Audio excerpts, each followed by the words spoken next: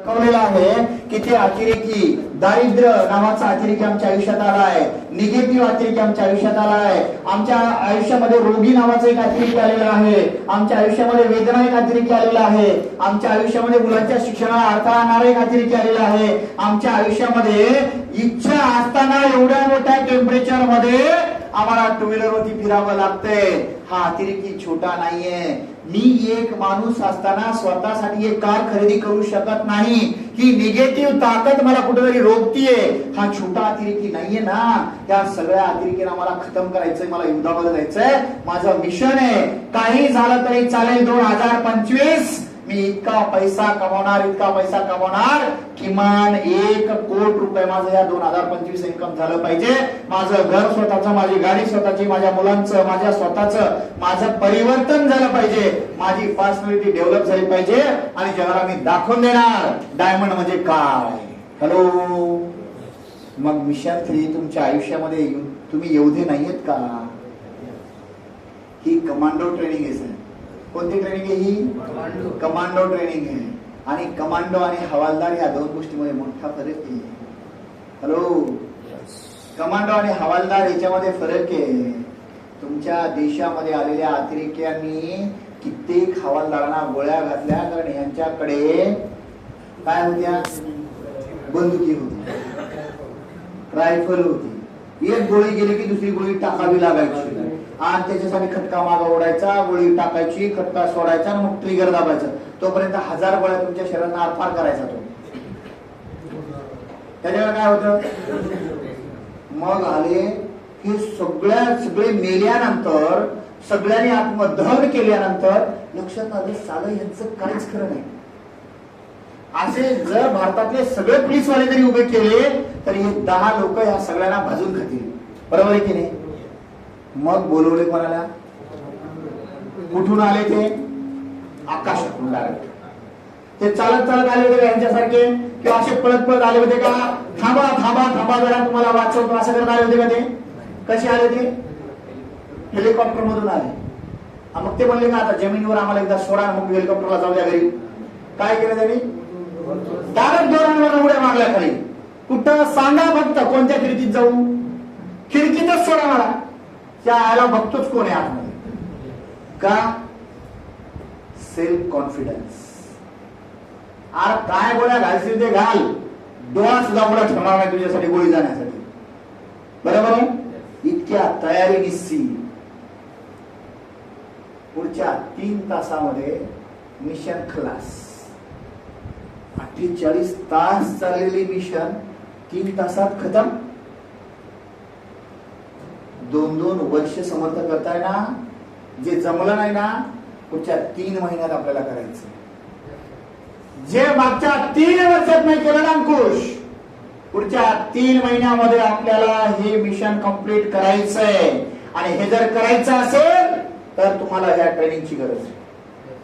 मग ह्या ट्रेनिंग करत असताना तुम्हाला फक्त आणि फक्त मी जे बोलतो ना तेच ऐकायला पाहिजे.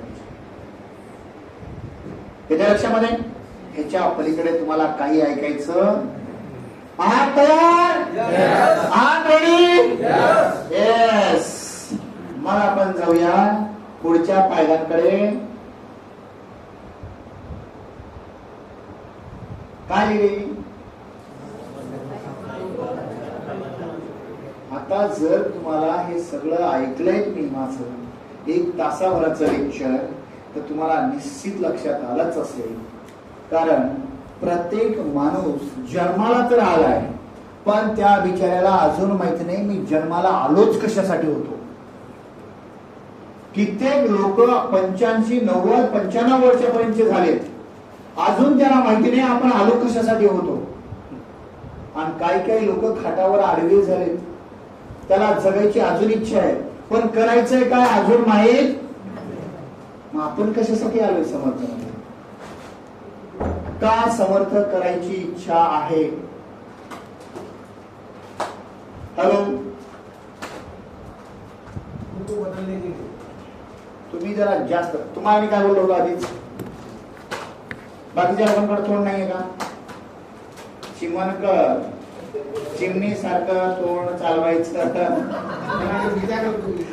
ओके, मी तुम्हाला बोलायला मी काय आधी आज्ञा काय दिली होती, ज्याला प्रश्नाची उत्तर येतात त्यांनी काय करायचं.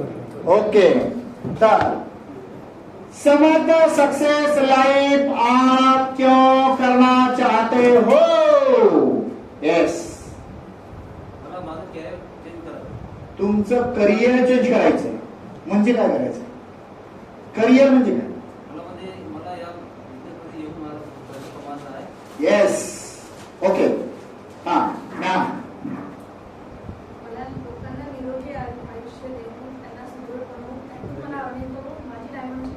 Wow, very nice, very nice. असं उत्तर द्या की उत्तर देताना तुम्हाला असं आतून फील झालं पाहिजे की मी काहीतरी बोलण्याच्या लायक आहे. बरोबर आहे की नाही. नाहीतर उचलली जीभ लावली कशाला, छता, तुमच्या वरच्या छताला. बरोबर आहे की नाही.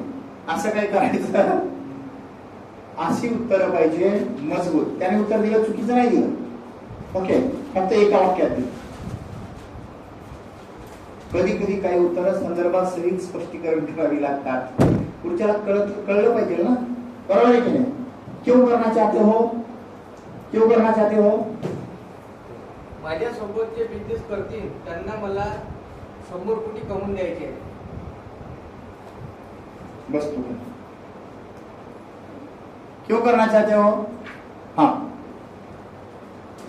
सेवेमधून मला तर घरातच आहे, पण बाकीच्यांनाही घडवायचं आहे. त्यामधून त्याचा निर्वाह सुद्धा होईल आणि प्रॉब्लेम आणि स्वप्न. खूप छान, ठीक आहे. ओके, सो हा, मला माझे स्वप्न पूर्ण करायचे.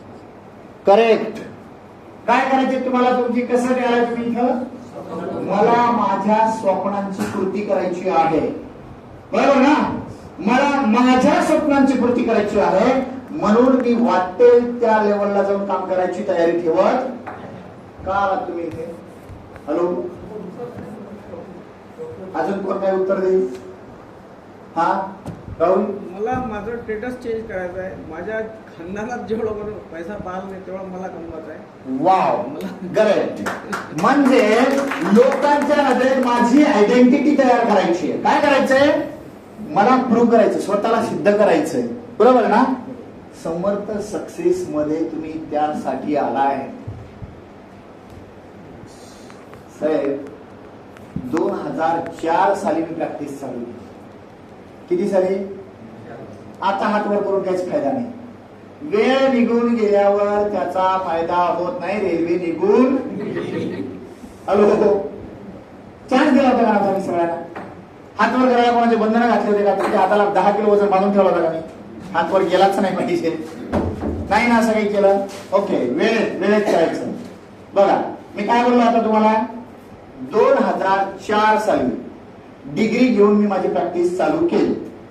येते लक्षामध्ये. 2004 सालापासून 2016 पर्यंत मी प्रॅक्टिस करत होतो. कधीपासून. प्लीज त्याचं तो बॉटल देईल नाही देईल, तो पाणी घेईल नाही घेईल, नाही पाणी पिलं काय बिघडत नाही, रोज आहे असं समजा. आजच्या दिवस मरत नाही कोणी, आणि मेलं तर जबाबदार मी आहे ना नाही. ओके, तर 2004 साली प्रॅक्टिस चालू केली. कधी. 2016 पर्यंत. किती वर्ष झाले. 12 वर्ष प्रॅक्टिस केली हो. एक तप गेला ना साहेब. 12 वर्ष म्हणजे केवढा मोठा वनवास आहे माझ्या आयुष्याचा. एवढा वनवास सहन केला, पण एवढ्या मोठ्या 12 वर्षात मी स्वतःचं घर नाही घेऊ शकलो, मी स्वतःची कार नाही घेऊ शकलो. जी 2004 साली 2 व्हीलर घेतली होती ती 2010-11 मध्ये बदलायचा फक्त योग आला. सिटी 100 वरून युनिकॉर्न पर्यंत पोहोचू शकलो.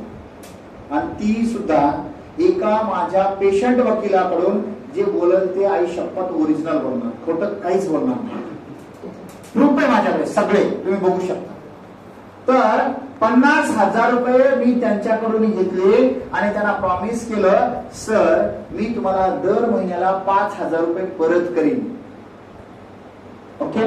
आणि त्यासाठी 27 किलोमीटर रोज सकाळी 7 वाजता उठून त्यांच्या घरी जायचं, ते सर्वोच्च न्यायालयाचे वकील होते, जे रिटायर्ड होते.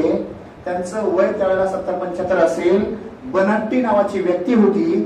त्यांचं घरी जाऊन मी मसाज करायचो, त्या घरी जाऊन त्यांची सेवा करायचो, घरी जाऊन त्यांना वेगळे थेरपी द्यायचो आणि त्याच्यात 2-3 तास घालवायचो. पैसे दिले बिनव्याजी 50,000 रुपये. 10 महिने त्यांची सेवा करत राहिले. ओके. आणि ती युनिकॉर्न घेऊ शकलो.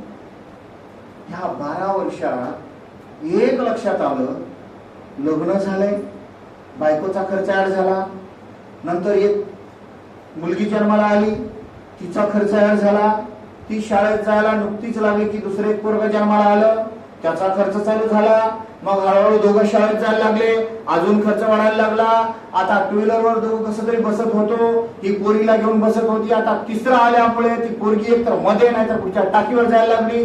आता दोघं गाडीवर एकदा आम्ही पडलो, मनात कंटिन्यू भीती असायची, साला आता जर पडलो तर बायको पोराला सांभाळल का स्वतःला सांभाळल, मी पोरीला सांभाळू का गाडीला सांभाळू का मला सांभाळू.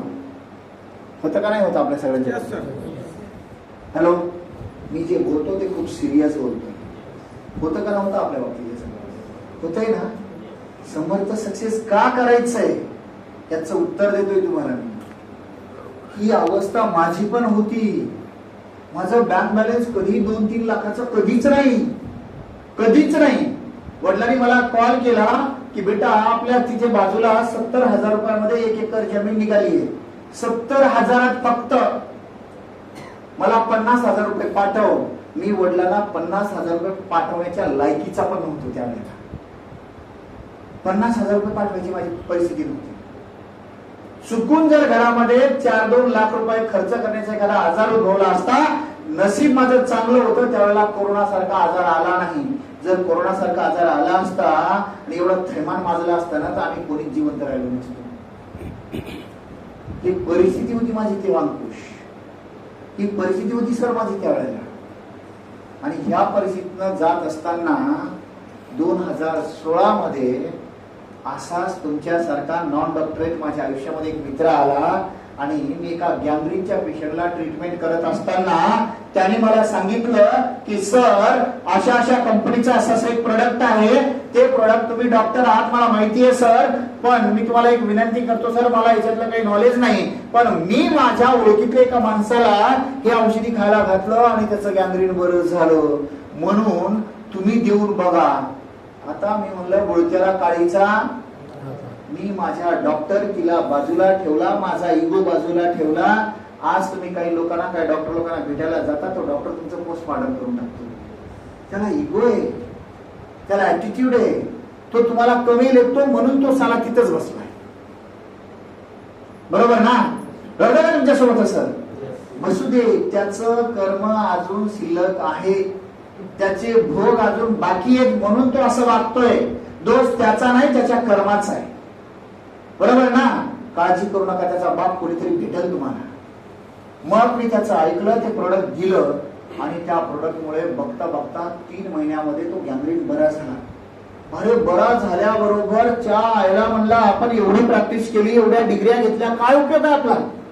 आपण पण ह्याचं ऐकलं पाहिजे, त्याच्यासोबत केलं पाहिजे. काय आहे हे मी जाणून घेतलं. आज तो माझा मित्र त्या विश्वात नाहीये साहेब. वय माझ्याच इतकं होतं त्याचं, जवळजवळ 1 वर्षांनी मोठा असेल. आज नाहीये तो, पण त्याच्याबद्दल मी गर्वाने सांगू शकतो, जर तो सतीश कदम नावाचा माणूस माझ्या आयुष्यात आला नसता त्यावेळेला, तर आज डॉक्टर भारत राठोड कोहिनूर म्हणून तुमच्या समोर आले नसते.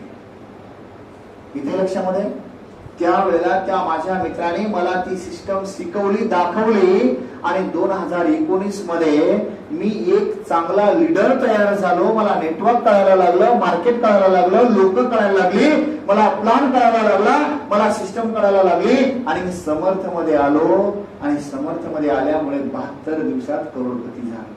हॅलो, एका लक्षामध्ये तुम्हाला तुमच्या आयुष्यामध्ये जर मोठं बनायचं असेल तर सरेंडर करायला शिका. का करताय तुम्ही समर्थ हे जोपर्यंत तुम्हाला लक्षात येणार नाही तोपर्यंत समर्थ करून उपयोग काहीच उपयोग नाही. समर्थ करायचं असेल ना तर समर्थ मध्ये येण्याचा हेतू आणि फायनल करा की का करायचंय मला समर्थ. माझ्या मनामध्ये हे एक अशी जलन होती, माझ्या मनामध्ये एक आग होती, माझ्या मनामध्ये एक अशी भावना होती की साला एवढे वर्ष आपण प्रॅक्टिस करतोय, अजून या शहरामध्ये 16 वर्ष झाले आपण स्वतःचं घर नाही करू शकलो. 16 वर्ष झाले आपलं स्वतःचं अस्तित्व नाही. 16 वर्ष झाले आपल्याला जर कुठेही काही मुलांना शाळेत टाकायचं असेल तर रेंट अग्रीमेंट दुसऱ्याच्या नावाचं द्यावं लागतं. स्वतःची आपली पहिचान नाही, आपली आयडेंटिटी नाही. आणि ह्याच टेबलवर बसून, ह्याच खुर्चीत बसून फक्त कोऱ्या पेपरचा काळा पेपर करतोय, लोकांच्या हातात देतोय. 50 किलोमीटरच्या पलीकडे आपल्याला कुत्र पण ओळखत नाही. अरे चाललंय काय, काय चाललंय आपल्या आयुष्यामध्ये. नाही त्या दिवशी ठरवलं असं काही करणार. फक्त 50 किलोमीटर नाही तर जिथे पर्यंत भारताची बॉर्डर आहे ना तिथे पर्यंत आपल्याला लोकांनी ओळखलं पाहिजे. तिथे पर्यंत आपल्या लोकांनी ओळखलं पाहिजे. तिथे पर्यंत आपली छाप उठली पाहिजे. आणि मग 19 नोव्हेंबर 2019 समर्थ सक्सेसचा विडा उचलला. आग होती ना, बरोबर आहे की नाही. आग लावल्याशिवाय मिसाईल जात नाही साहेब. मिसाईलला वर जायचं असेल तर आग कुठं लावावी लागते, कुठं. आणि फटाक्याची आग कुठून लावतो आपण, आणि मग खड्डा कुठं पाडतो. हॅलो, फटाक्याला कुठं लावतो आणि खड्डा कुठं पडतो. मिसाईलला कुठं लावतो आणि जातो कुठं. हॅलो, तुम्हाला खड्डा पाडायचा आहे का वर जायचंय. मग कुठं लावून घ्यावी लागेल, कुठं कुठं लावायची सर. हा कुठं लावायची. भाकरी जर शेकायची असेल तर तव्याच्या कुठं आग लावावी लागती, मग भाकरी कुठं टाकावी लागती. आणि शक्ती कशी, बरोबर आहे की नाही. तुम्हाला सुद्धा तेच करावं लागेल. मी स्वतःला आग लावून घेतली आणि एक टँकर ठेवला सोबत पेट्रोलचा. विजलंच नाही पाहिजे साधं. विजायच्या वाट बघायची, विजायची वाटच नाही बघायची. एक नळीच टाकून दिली त्याच्यावर पेट्रोलची, पेटत राहतो जोपर्यंत हा डॉक्टर ह्या भारतात चमकणार नाही तोपर्यंत. हा डॉक्टर जोपर्यंत पुण्यामध्ये आपलं अस्तित्व निर्माण करत नाही तोपर्यंत, या डॉक्टर कडे 1 नाही 2 नाही 3 नाही 4 कार येत नाही तोपर्यंत, या डॉक्टर कडे 1 कोटी नाही 2 कोटी 4 कोटी 5 कोटी 6 कोटी 10 कोटी 15 कोटी 20 कोटी येत नाही तोपर्यंत, या डॉक्टरचे वडील दुसऱ्याच्या शेतामध्ये सालगडी म्हणून काम करतायत ना, या डॉक्टरच्या शेतामध्ये 5-10 गडी कामाला येत नाही तोपर्यंत, ह्या 3.5 एकरचा मालक हा जोपर्यंत 75 एकरचा मालक बनत नाही तोपर्यंत या डॉक्टरचं अस्तित्व निर्माण करायचं. पुण्यामध्ये 4 घर, 3 गाड्या, 50 लाखाची फॉर्च्युनर.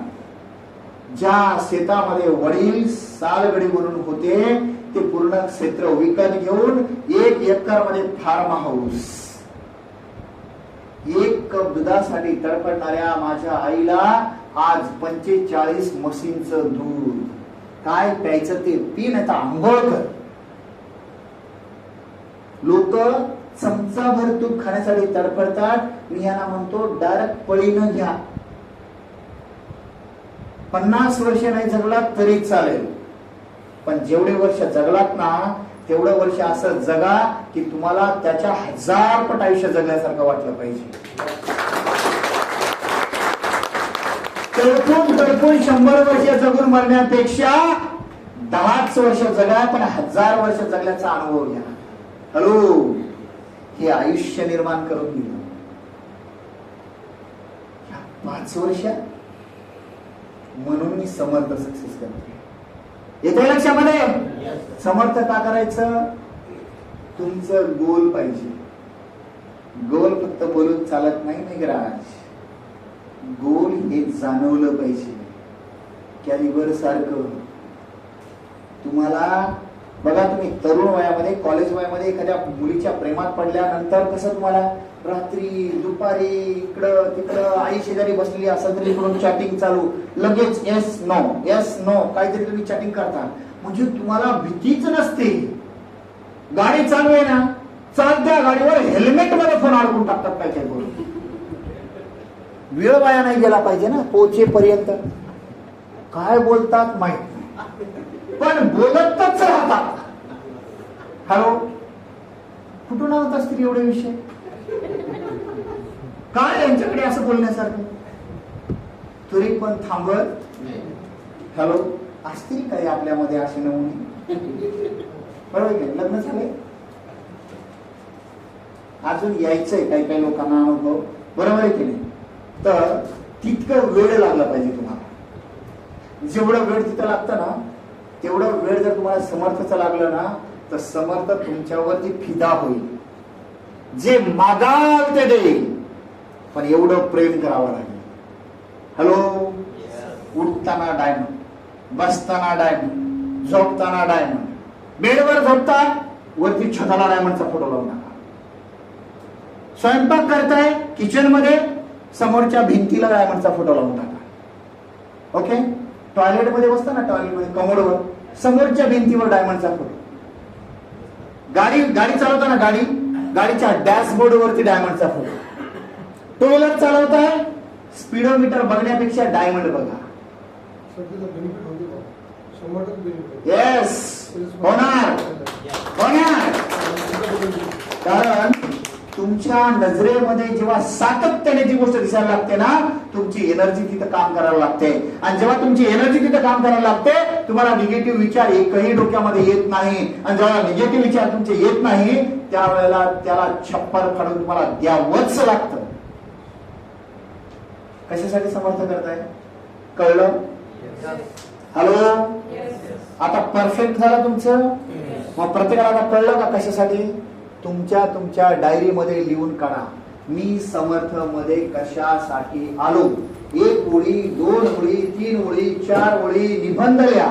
पण तुम्ही समर्थामध्ये का आलात? मी का आलो माझं कळलं तुम्हाला, पण तुम्ही पण का आलात हे तुम्हाला माहित पाहिजे. आणि ही डायरी फक्त लिहायचं नाही, हे वारंवार वाचायचं. कारण तुम्हाला माहिती पाहिजे की आपण समर्थ का करत आहोत. ओके, कळलं पाहिजे ना? कळलं पाहिजे.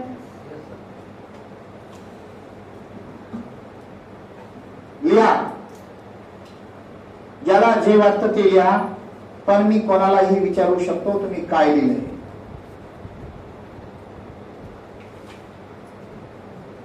असं जेन्युइन कारण लिहा. नाही तर मला 6 लग्न करायचे, 6 बायका सांभाळायचे, 6 घर सांभाळायचे आणि त्यांचा खर्च याच्यातनं भागला पाहिजे, असं काही लिहू नका. काय मूलभूत गरज आहे तुमच्या? कपडा, रोटी, संपलं. गांधीजी आहेत का आपण? हॅलो, तो का चाललाय का आता 47 आधीचा? प्रत्येक माणसाला विचारलं जायचं, काय पाहिजे तुला? काय सांगायचं? तो रोटी कपडावर संपलं. म्हणजे ह्यानी जन्म घ्यायचाय खाण्यासाठी. 90% लोक आजही फक्त खाण्यासाठी जिवंत असतात. जगण्यासाठी कोणीच खात नाही जाईल. प्रत्येक जण खाण्यासाठी जगतोय. दिवाळी आली, काय काय बनवावं लागतं घरात? बनवते कोण? तुम्ही. आणि खाते कोण? आम्ही. बरोबर ना? म्हणजे तुम्हाला माहिती आहे, खायला जेवढा वेळ लागतो ना साहेब, त्याच्या 1000 पट वेळ बनवायला लागतो. ओके, आणि जेवढा वेळ बनवायला लागतो ना, त्याच्या 1000 पट वेळ पिकवायला लागतो. कधी विचार केला त्या पिकवणाऱ्याचा? ताटामध्ये उष्ट सोडता लाजा वाटायला पाहिजे आम्हाला. जिनं बनवलं ना तिच्या हाताला किती फोडा आलेत, जिनं बनवलं ना तिच्या कमरेमध्ये किती वेदना आहेत, जिनं बनवलंय ना तिनं काय काय सहन केलेले. अरे तिला इतक्या वेदना असताना सुद्धा ती तुम्हाला उपाशी ठेवत नाही ना, उपकारी त्या मातेचे जिनं तुम्हाला जन्माला घातलंय. कधी विचार केला त्या गोष्टीचा? हे बनवायला काय काय वेदना झाल्या असतील? अर्ध खाता अर्ध ठेवून देता. मम्मी तू खाऊन टाक म्हणजे काय? फक्त एवढ्यासाठी जन्माला नाही आलो आम्ही. आम्हाला कदर करायची आहे. आम्हाला असंख्य अशा लोकांना आमच्या बरोबर यायचंय. असंख्य लोकांच्या आयुष्यात परिवर्तन करायचंय. अडकले ते कपडा रोटी मकान, त्यांना आम्हाला काय द्यायचंय? काय द्यायचंय? लाऊडली काय द्यायचंय? मनी फ्रीडम. काय द्यायचे सर? मनी फ्रीडम, टाइम फ्रीडम. काय द्यायचंय? मनी फ्रीडम आणि टाइम फ्रीडम. हात तयार तुम्ही? Hello, yes. कशासाठी तुम्हाला इथं यावं लागलंय? कारण तुम्हाला काय पाहिजे? बघा ना, 76 लोक मी थायलंडला घेऊन चाललोय. बरोबर आहे? किती लोक घेऊन चाललोय? 76 लोक घेऊन चाललोय. ही 76 लोक पैशाचा उतार काय ना? हॅलो, आपल्या साध्या भाषेमध्ये जड जातील माझे काही शब्द, पण ट्रेनिंग आहे सर. ओके, आणि ट्रेनिंग तुमच्या भाषेत कधीच होऊ शकत. ट्रेनिंग ही तुम्हाला चापकाचा मार पडल्याशिवाय घोडा पळत. हॅलो, बरोबर ना? रेषेच्या बैलाला काय टोचावी लागते? हॅलो, बरोबर ना? ती टोचलीच नाही तर तो म्हणाल पळायचंच आहे ना. जावा तुम्ही सगळे पुढे, आलोच. कधी होईल टाइम? टचावी लागेल ना साहेब मला, बरोबर आहे की नाही? माझे काही शब्द तुम्हाला टोचू शकतात. माझे काही शब्द तुम्हाला लागू शकतात. ज्याला माझे शब्द लागतील आणि ज्याला ते शब्द लावून घेऊन परिवर्तन करायचंय तीच माझ्यासोबत राहतील. ज्याला शब्द लागतात ते त्याला टोचतात आणि त्याच्या वेदना होतात, ती मला सोडून त्याला मार्ग मोकळा आहे. आम्ही अजिबात ग्रुप लावलेला नाही. बरोबर ना सर? हा, मग आम्हाला आमचं आयुष्य बदलायचंय. आम्हाला रोटी कपडा मकान याच्या पुरतं मर्यादित राहायचं नाहीये. आम्हाला पुढे जायचंय सर. मग पुढे जर जायचं असेल तर तुम्हाला हे पण माहिती पाहिजे की मला मनी फ्रीडम आणि टाइम फ्रीडम कोण देऊ? हॅलो, कोण देऊ शकत? आम्हाला माहित पाहिजे. राहुल, कोण देऊ शकतो? ज्याने जन्माला घातलं तो देऊ शकतो का आता? हॅलो, तिथं तर लय लफडे चालू आहेत आता. ज्याने जन्माला घातले त्या बिचाराने स्वतःच्या पोटाला चिमटा काढला. एक शिळी भाकर होती, तुमच्या चौघांमध्ये वाटून दिली आणि मिठाचा खडा तोंडात टाकला, तांब्याभर पाणी पिलं आणि रात्रभर ओढणीनं पोट दुखत होतं भुकीने म्हणून ओढणीनं पोट बांधलं आणि शीत झोपून गेली. तिनं तुमचा लय विचार केला हो. पण जेव्हा ते गेले त्यांना स्मशानात नेण्याच्या आधी तुम्ही प्रॉपर्टीसाठी बहीण भावंड एकामेकाला कापायला निघाले. आणि त्याची दशक्रिया पण केली नाही रे. त्यांच्या आस्तीचं काय झालं? कुत्रे खाते तिकडे, कुत्रे. वास यायला लागल्या बॉडीचा. आणि आईच्या दागिन्यासाठी भावाभावामध्ये भांडणं चालू झाली. होत आहेत का नाही होत सर आज मार्केट? राहू सर, होत आहेत मार्केटमध्ये असं? काय उपयोग झाला रे त्यांनी जन्माला घालून? हा, आणि आज जे तुम्ही पेरताय ना तेच तुमच्यासाठी उद्या उगवणार. ज्वारी पेरली तर गहू उगवेल का?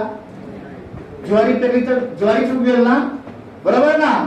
मग आज जे पेरताय ना अंकुश, आज जे पेरताय ना सर, तेच तुमच्यासाठी उगवणार.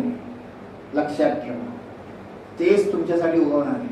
मग काय पेरायचं ते तुम्हाला आज ठरवायचंय. सर, मनी फ्रीडम आणि ही सक्सेस ते कोण देऊ शकतो तुम्हाला? आज तुमच्याकडे ऑप्शनच नाही. कारण तुम्ही तुमच्या आयुष्यातले 30 वर्ष, 40 वर्ष, 50 वर्ष देऊन पाहिले. तुम्ही तुमच्या मर्जीने जगून पाहिलाय, तुम्ही जॉब करून पाहिलंय, तुम्ही सगळं काही करून पाहिलं, पण जे तिथून मिळालं नाही ना, विचारा ना किती वर्ष जॉब केला तुम्ही? 36 वर्ष 7 महिने त्या माणसाने जॉब केला, पण ह्या 36 वर्ष 7 महिन्यात किती विदेश यात्रा केल्या? ऐका शोकांतिले राहू सर, हा आयुष्यातले 36 वर्ष म्हणजे 36 प्लस तुमचे बाकीचे 18-20 वर्ष, म्हणजे ह्या व्यक्तीने आयुष्यातले 56 वर्ष, हॅलो 56 वर्ष आयुष्य गेलं, अर्ध शतक झालं, ओके, पण एकही विदेश यात्रा झाली का? पैशाची कमी होती माणसाकडे. आज 50,000 करून थायलंडला जाऊ शकत नव्हते, एवढा पगार नव्हता या माणसाला. पण प्रत्येक क्षणाला विचार, मुलाचं शिक्षण झालं पाहिजे, चांगल्या इन्स्टिट्यूट मध्ये गेला पाहिजे, मुलीला चांगलं शिक्षण देता आलं पाहिजे, चांगला जावाई मिळाला पाहिजे. काल रात्री माझ्या शेजारी येऊन बसले, मुलगा पुण्यात, जावाईच्या देशात, आणि मला म्हणतायत सर जरा मुक्काई नगर मध्ये कुठेतरी एखादा फ्लॅट मिळतो का बघा, मुलाला जरा एवढी जबाबदारी पूर्ण करून देतो. अजूनही बापाची तळमळ कशासाठीची आहे? मुलाचीच काळजी.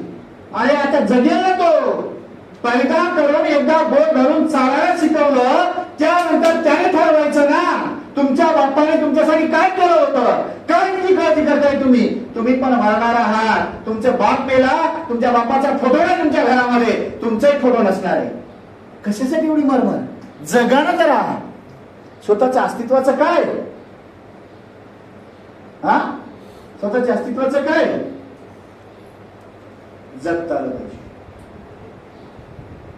परवा दिवशी प्रवास करत असताना माझ्या भावाचा फोन आला, अक्षरशः डोळे पाणावले होते माझे.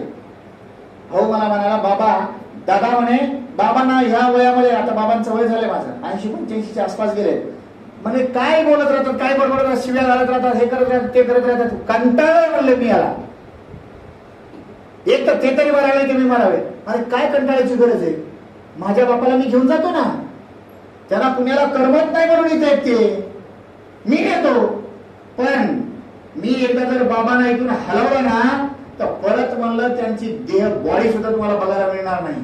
माझ्या बापाची अंत्यविधी पण मी तिथंच करीन म्हणलं, त्याचं मंदिर पण मी तिथंच बांधीन, पण तुमच्यासाठी परत आणणार नाही. एवढा वीट आला ना माझ्या बापाचा, पण त्या बापाने तुला जन्माला घातलंय, त्या बापाने एवढं वैभव उभं केलंय ना, म्हणून तू ऐकता बसून घरात खातोयस, तुला माज आलाय म्हणलं या गोष्टीचा.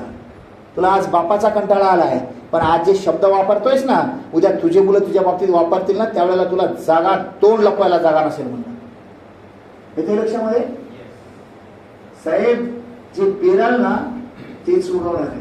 जगा, स्वतःसाठी जगा. पण तोच बाप आहे ना, ज्यावेळेला डोळ्याचं ऑपरेशन करण्यासाठी त्यांना घेऊन गेलो, तर माझा बाप मला म्हणतो, बेटा 80,000च्या लेस कशाला टाकतोस, आता माझं राहिलेच काय. ते म्हणते ना डॉक्टर 15-16 हजाराला मिळतात, टाकून दे ना. मला कुठं आता तुझ्यासारखं जग बघायचंय, मला कुठं आता पुस्तकं वाचून परीक्षा द्यायची, मला माझ्या कामापुरतं दिसलं, बस झालं ना बेटा. 80,000 कशाला अमेरिकन लेस टाकतोस, साध्या साध्या टाकून दे ना 16-16 हजाराचे.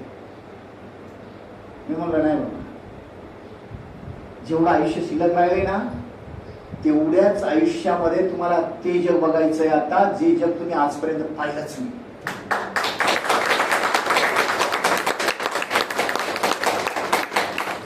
एका रात्रीची पार्टी करतात लोक 80,000ची. बाबा, तुमच्या डोळ्यापेक्षा मोठी आहे का ती पार्टी? केला खर्च. आज माझ्या बाबांना जितक्या लांबपर्यंत मी बघतो ना, 85 वर्षात सुद्धा तेवढ्या लांबपर्यंत दिसतं त्या लेन्समुळे. त्यापेक्षा मोठं सुख असू शकतं का? त्याच्या पलीकडे जाऊन विचार करा, त्याच्या पलीकडे जाऊन विचार करा. ज्या वेळेला 10वीची परीक्षा पास झालो, 12वीची परीक्षा पास झालो, मेडिकलला माझा नंबर लागला, पुण्याला जाऊन मला सीईटी एक्झाम द्यायची होती. त्यावेळेला आता नीट नव्हती, त्यावेळेला सीईटी असायची, आणि ती एकच असायची महाराष्ट्र लेवलला. पुण्याला जाऊन एक्झाम द्यायची होती, पुण्याला जायचं होतं. परिस्थिती इतकी गंभीर होती ना साहेब, दिवसभर आईवडिलांनी काम करायचं, संध्याकाळी जेवढे पैसे येतील ना तेवढ्यात आमचा निर्वाह व्हायचा. आता मी मेडिकलला जाणार. 94% मार्क होते त्यावेळेला मला. गोष्ट कधीची 97-98ची गोष्ट बोलतोय मी तुम्हाला. 94% मार्क आहे. महाराष्ट्राचा टॉपर विद्यार्थी आहे, पण पैसे. मग आता सीईटी द्यायला जायचं. आईकडे शेवटचा दागिना माझ्या बापाला गळ्यात लटकवलेलं होतं तिला. माझ्या बापाची आयडेंटिटी, शेवटचा दागिना आईने काढून देऊन टाकला. 1 ग्रामचं मंगळसूत्र, दोन्ही बाजूला काळ्या मणीच, बाकी काहीच नाही. आई म्हणली ह्याला तरी ठेवून काय करणार आहे, तुझा बाप जिवंत आहे, माझ्या सोबत आहे ना, जा म्हणले. आता कुठं मागणार म्हणले, पैसेच नाही, पण तुझी परीक्षा महत्वाची आहे ना. आईने काढला दागिना, घेतला, जिंतूरला गेलो, दागिना विकला. 450 रुपये. 450 मधले 350 माझ्या तिकिटातच गेले. तिथं जसा तसा पोहोचलो. 7 किलोमीटर चालत गेलो. विद्यापीठामध्ये परीक्षा दिली. आता रिझल्ट येणार 7व्या दिवशी. परत यायचं, रिझल्ट आणायला पुन्हा जायचं. त्यावेळेला काय तुमच्यासारखे मोबाईल नव्हते, त्यावेळेला व्हॉट्सअप नव्हते, त्यावेळेला मेसेज नव्हते, त्यावेळेला फक्त असायचं कॉइन बॉक्स. उचलला तर उचलला, नशीब. टिक टिक वाजण्यामध्येच वेळ निघून जायचा. नंबर घ्यायचा कोणाचा, अरे अक्कलच नव्हती. एकच ड्रेस अंगावरती, एकच ड्रेस आणि फाईल, आणि ती पेरणीला आणलेलं बी असायचं ना, बियाणाची पिसली. ओके, आणि त्याच्यात ती टाकलेली फाईल अशी टाकली. कळकळीत झालेली टॉवेल एक सोबत, बापाचं उपकरण. टॉवेल कशाला म्हणतात माहितच नाही हो. हा, जिथं आंघोळीला गेलो त्या शर्टाने पुसायचं अंग, असंच होतं ना सगळ्यांचं. हॅलो, बरोबर ना. 8-8 दिवस एकच बनियन, त्या बनियनवरती अक्षरशः आहे ना भारताचा नकाशा उठायचा घामाचा. बरोबर ना, एकच बनियन, तिला 100 भोगं पडलेली असायची. आणि गेलो पुण्याला. तिथं गेलो, सोयराव वैरात गाड्या पळतायत. त्याच्या आयला आपल्या बापाला माहिती नाही एवढे असे सिग्नल असतात, अशा गाड्या असतात, इकडून तिकडे जायचं कसं. कित्येक वेळ असं झालं माझ्यासोबत. मी रोडच्या या कडेला उभे, मला पलीकडे जायची भीती वाटते, कोणती गाडी येऊन मला घेऊन जाईल कळायचंच नाही. कित्येक वेळ उभं होतो. एक म्हातारा माणूस आला, त्याने हात पकडलं. अरे म्हणले चल तरुण, काय म्हणली तू. म्हणलं बाबा मला माहितीच नाही एवढ्या गाड्या असतात, रोडवर एवढ्या गाड्या असतात, आणि आम्ही कधी पाहिलंच नाही हो, भीती वाटते मला पलीकडे जाण्याची. चल म्हणले मी घेऊन जातो. त्या माणसाला मी आधार द्यायला पाहिजे, त्यांनीच मला आधार देऊन टाकला. रोड पास झालो, परीक्षा दिली. 7 दिवस आता कसं थांबायचं. खिशात फक्त शेवटचे 150 रुपये. साहेब, त्या 150 रुपयाला घेऊन तिथं भोसले नगरच्या बसस्टॉप, त्या घोडखिंडीमध्ये त्या बसस्टॉपला मी ती पवनखिंड म्हणून आहे आमची, जिथं आमचं विद्यापीठ आहे, फुले विद्यापीठ, आणि तिथं भोसले नगरचा पीएमटीचा बसस्टॉप आहे. त्या बसस्टॉप मध्ये जुलै महिन्याचा पुण्याचा पाऊस, संततधार, कधीच न उघडणारा. टॉयलेटला कुठं जायचं माहित नाही, युरिन कुठं पास करायची माहिती नाही, पोटात काय घालायचं माहिती नाही. आईच्या हातच्या चुलीवरच्या 2-2, 4-4 भाकरी खाणारा हा जीव, सकाळी 1 वडापाव खायचं आणि संध्याकाळी 1 वडापाव खायचं. 150 रुपये पुरवायचे ना. एके दिवशी रात्रीच्या 2 वाजता रेतीचा ट्रक आला साहेब. ट्रक खाली करायला माणसं नाही, ड्रायव्हर आणि कंडक्टर मध्ये भांडणं चालू. हे ट्रक खाली कोणी करणार, तो म्हणायचा मी नाही करणार, तो म्हणायचा मी नाही करणार. मी ऐकत होतो. मी म्हणालो साहेब, मी जर ट्रक खाली केलं तर 12वीच्या विद्यार्थ्याचा जीव केवढा असतो. सगळं मिळून माझं 46 किलो वजन. त्यांचा फावडा घेतला. त्यांनी मला सांगितलं 300 रुपये देतो ट्रक खाली करायचा, अख्खा डंपर. सकाळचे 5 वाजले पण डंपर काय खाली होईना. रेती ओढत राहिलो.